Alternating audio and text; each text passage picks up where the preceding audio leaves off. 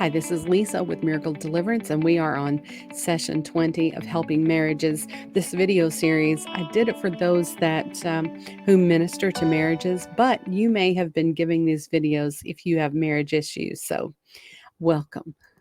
Today, we're going to talk about living with a new spouse, not the not a brand new person, but the old spouse redeemed.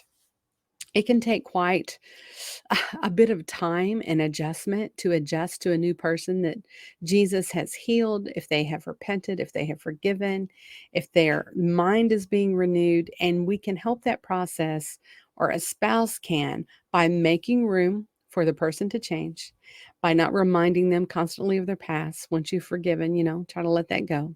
So let me give some tips that you can share. Number one, continue to walk in forgiveness, have a perpetual life of forgiveness, and encourage each spouse to renew their mind so that they see them differently. If they find themselves wanting to respond in an old way to the spouse, just to stir themselves up and go, this is a new person. One of the ways that they can renew their mind and how they see their spouse is to spend time with God and say, God, show me how you want me to see my spouse. And once you get that, or once your client gets that, hang on to it and don't let that go. I had an instance where this man was really being a jerk. He was a jerk. And so the only way I could even encourage the wife was, we've got to see what God says, because that's going to be the truth. The Lord showed her a picture of, I think he might have been just a little boy, 6 or 7 years old, kind of dirty, and no one's taking care of him. He has boo-boos, they're not getting taken care of. Just that picture of where he came from helped her to have mercy on him. Now, that doesn't mean that she didn't pray for him and communicate issues, but it did give her a sense of compassion so that she could forgive what seemingly seemed to her to be unforgivable. So get God's viewpoint, and that will help live with a new spouse. Also, it is likely, especially the first year after reconciliation, that there will be triggers of different types. So, living with this same person, but that is the same body that said and did things they shouldn't have done. So fears may come up, like the spouse may say something similar to what they said during the separation or during the marriage trouble, and it can begin bringing up triggers. It's really important just to go into prayer, seek counseling if you need to. I still have couples that are doing great, but every once in a while I'll see on my schedule they're coming in just to say, I'm having a hard time getting past this. They don't deserve this. We've agreed just to come in and hash this out with someone. So that would be good.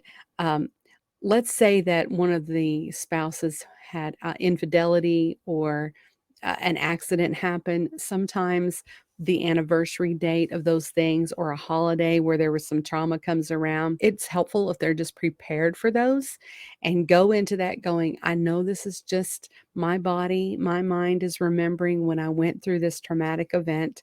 God has changed us. He has redeemed us. And instead of going into fear and panic mode, just remember what the Lord did, hunker down and pray, and remember all the things that God has taught during this season.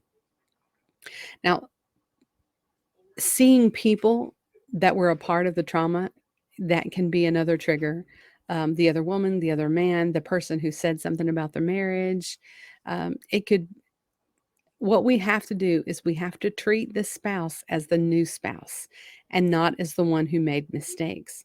So encourage your folks to be kind and patient to one another and work through these obstacles. It's not real easy getting back together and making the marriage work, but after you get through that first year, it really can become a lot easier. Like what I just said, my last piece of counsel would be to get help when they need it. Encourage them not to let anything fester. If they can't get over it on their own, if they can't pray through it on their own, come back and just get some renewal. Now, here's the good thing, that it is likely that the places that were broken in their marriage can become the strongest places in their marriage if they will allow it. I was recently listening to a message by Ken Fish, and he talked about a piece of pottery known as kintsugi. I think that's the name of it. It's Japanese pottery, and it's called the golden repair, where they take pottery that's been broken, they put it together, and they usually will put like gold or silver or platinum down in the cracks. I'll try to put a picture here so you can see it. And anyway, the technique makes it to where it was broken before becomes stronger. When something breaks, we usually throw it away. But the ancient Japanese, what they did is they put it back together with gold bonding, made it stronger, and actually made it like a more beautiful piece of art. Well, what does the Bible say about such a thing? Psalm 31:12 says, I am forgotten as though I were dead. I have become like broken pottery.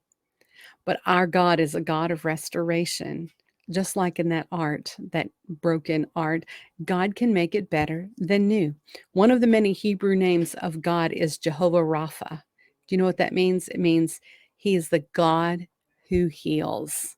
Hey, God is into healing marriages. And what a privilege it is that we get to be a part of watching Him do the beauty, the miracle of healing the broken.